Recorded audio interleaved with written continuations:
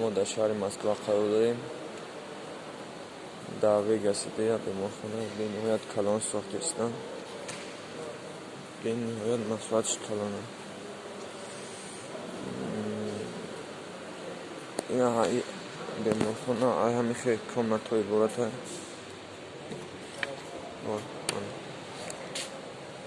همیشه شرایط داره. تلویزیون شرایط سخت یک کمش برای 4 تا آدم ده. این اینجا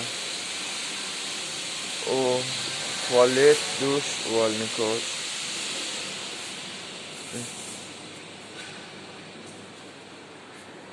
ناو ساخته هستند و تمام شرایط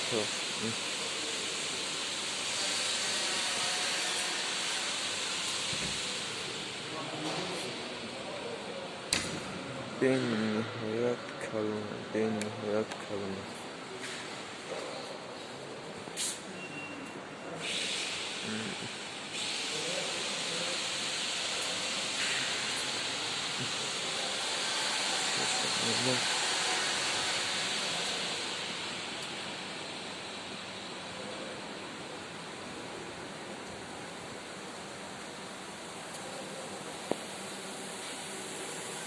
این طرف هم همچنین طرف هم خیلی هم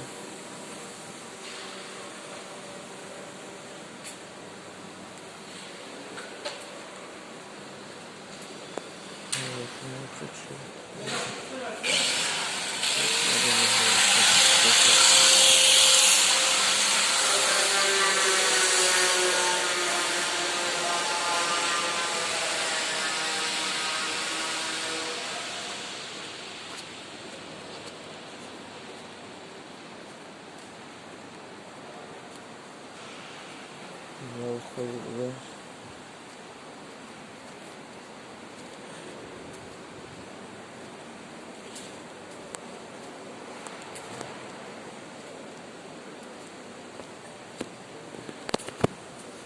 به حد کلونه کارچ اکناتو هم و تمام شرایطش نهایت